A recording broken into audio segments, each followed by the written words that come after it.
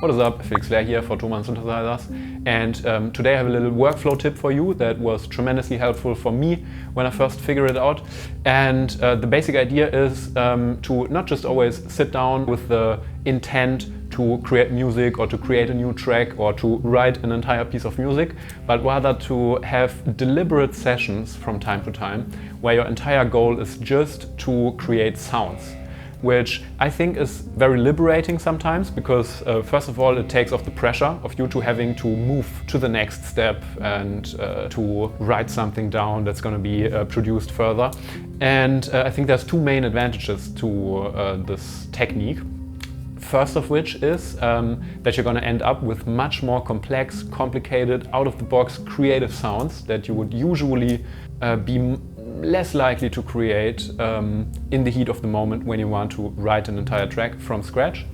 And the second advantage is that when you're gonna sit down the next time to actually write music, you're gonna have a much better workflow because you don't have to spend so much time on sound design because you already have your own sounds from the last sound design session that you're already excited to work with. So yeah, you're going to have a much easier, quicker workflow the next time you actually sit down to create a track. So what I'm going to do is I'm going to show you an example setup of what I would do when I want to sit down for one of these sound design sessions, and let's see what I end up with. Alright, so here we go with a little example setup of how one of these sound design sessions could look like. Obviously, sky's the limit in terms of what you can do. In my case, usually I go for one sound generating unit and then for an effect chain comprised of various effects. And then I just hit record, fiddle around with it, see wherever it carries me. And whenever I like something that's happening, I usually start a new recording. So this way, in Ableton, I always know that I don't have to listen back to the entire recording, but just to the last moments of each recording.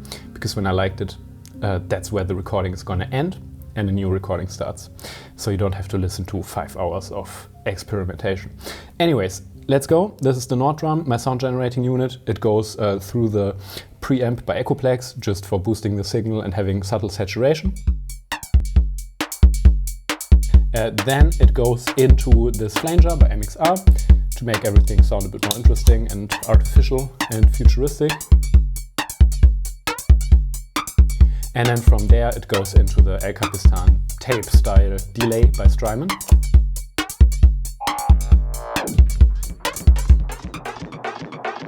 And yeah, what I would do is, in this case for example, my idea is to create some drum loops that I'm going to record on one track actually, not individual outputs, with an effect chain on it. And then later I can use these loops, I'm going to chop them up in 1 or 2 bar loops, and I'm going to basically treat them like I would treat breakbeat samples. That's interesting in my opinion and useful because if you later slice these recordings up, you're going to have something much more complex because there's going to be overlaps between the individual drum sounds here, as you can hear. And if you later slice this up, for example, in a sampler or a DAW, yeah, you're going to get some of the interesting complexity that you also get from slicing up breakbeat samples. Alright, so let's just dive into it and see where we end up here.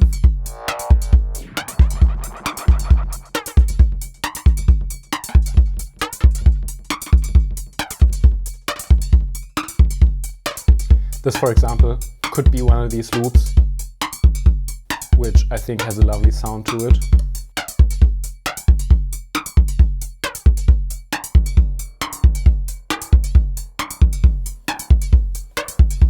And this could be another loop that could later be sliced.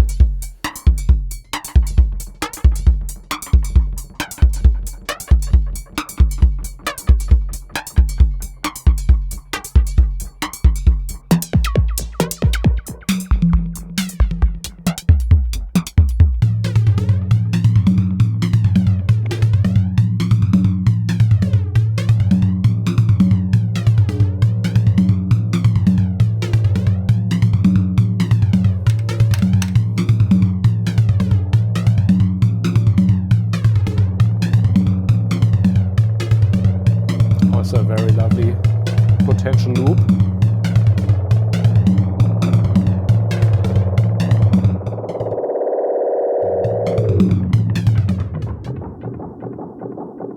And yeah, another idea for these tape-style delays. You can always use these infinite repeats with a lot of feedback to create interesting sound effects and risers that you could use for transitional purposes in arrangements. So one other idea for creating your own samples would be to just send tiny snippets of a signal, like this, to create this endless feedback in a tape delay. You could also do this with a tape delay plugin, of course. And then just play with the settings.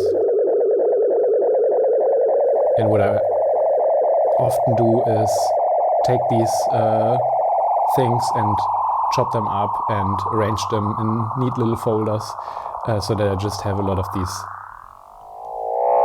risers and weird abstract transitional sounds.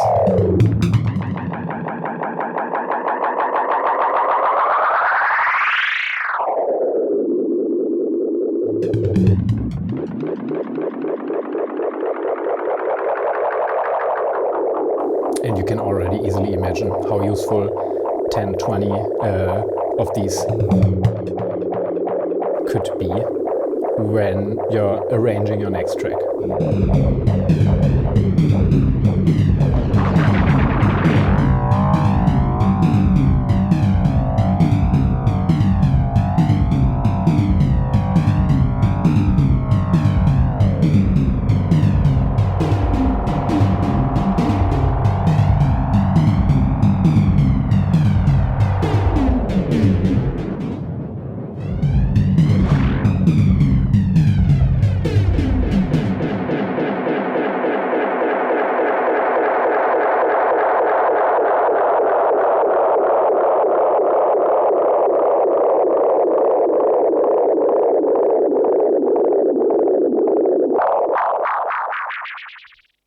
Alright, and lastly, to give you some more ideas of what kind of sounds you could create for your own library, we can have a little look at my library. I thought about giving you some of the sounds, but actually I think this would kind of miss the point of this whole video, because what I want to do is motivate you to explore these ideas for yourself and create your own sounds. But maybe it's still valuable to go over what my pack currently looks like to give you some ideas. For example, let's have a look at the drum section here. This is just some loops I recorded from the DFAM, the Moog DFAM, with a lot of processing. And this is also something I would later slice and sample and put into a sampler, etc. So that I already have fairly complex rhythmic sounds that I can use in a production. Enhancing my workflow. What do we have here? Some very abstract drum loops. Some individual hits from a modular system.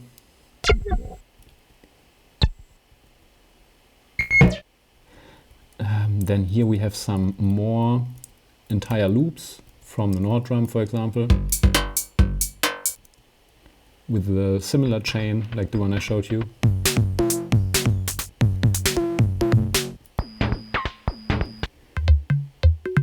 And as you can see here, I'm sorting them by device. Then obviously Foley is something great, so taking recordings from the real world, like natural sounds that you record with the microphone, and then blasting them through loads of effects. The great thing about something like this is that you have a lot of complexity, because nothing is more complex than real actual acoustic sound. And then when you combine it with effects, you're in for some great results. I think all of these sounds are actually me recording pushing buttons on the octa track with a microphone. So this is the sound of the octa track as a sound generating unit, basically. Yeah, these are also great transitional tools in arrangements.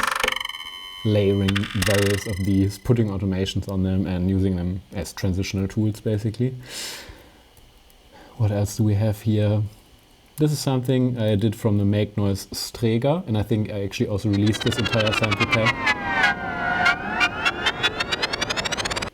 So you can look for the Make Noise Strega video on the channel here, and you'll find this entire sample pack.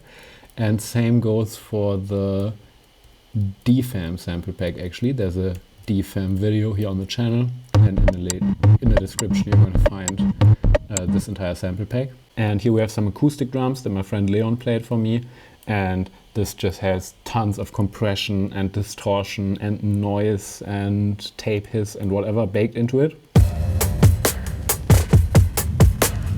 So I basically built myself my own breakbeats that actually sound like proper old school breakbeats, but without any copyright issues. I embedded a lot of noise into them. And yeah, there's actually also a video, which I'm also gonna link in the description, where I show you how to process drum loops like these yourself.